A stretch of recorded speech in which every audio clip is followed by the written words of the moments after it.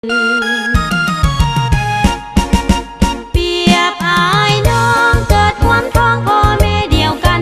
หากแข่งกันเป็นตายด้วยกันสุขด้วยกันและทุกข์ด้วยกันสายใจลาวเวียดนาม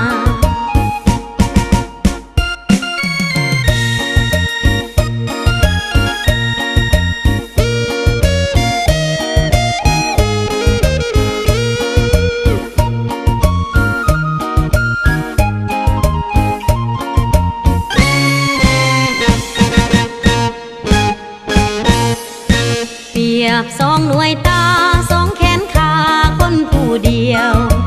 ลาวเวียดนาม